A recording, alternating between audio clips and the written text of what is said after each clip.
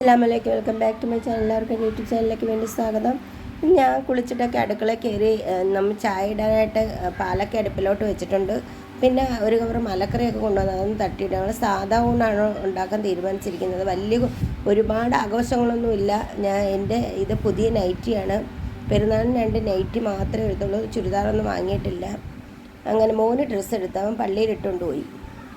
പിന്നെ എല്ലാവർക്കും എൻ്റെ നൈറ്റിയൊക്കെ ഇഷ്ടമായോ? എല്ലാ മക്കൾസിനും എൻ്റെ കൂട്ടുകാർക്കും എൻ്റെ വലിയ പെരുന്നാൾ ആശംസകൾ. എങ്കിൽ നിങ്ങളെല്ലാം അടിച്ചു പൊളിക്കണം.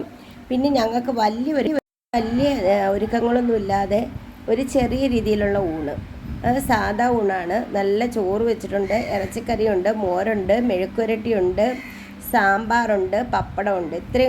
ഇത്രയേ ഉള്ളൂ. ഇതിനപ്പുറത്തോട്ടൊന്നും ഒരുക്കിയിട്ടില്ല. ഞാൻ ഒറ്റയ്ക്കാണ് എല്ലാം ചെയ്തത്.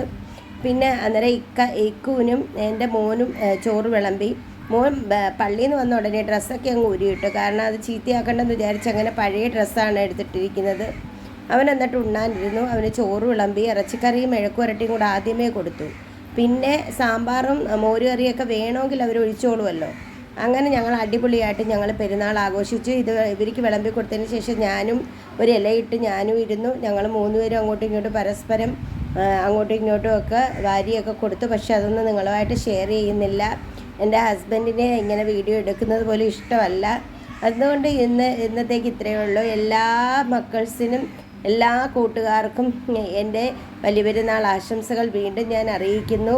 നിങ്ങളെല്ലാവരും എൻ്റെ വീഡിയോ കാണണം. ഇഷ്ടമായ ലൈക്ക്, ഷെയർ, സബ്സ്ക്രൈബ്, സപ്പോർട്ട് ചെയ്ത് എന്നെ വിജയിപ്പിക്കണം. നിങ്ങളാണ് എൻ്റെ ചങ്കാണ്.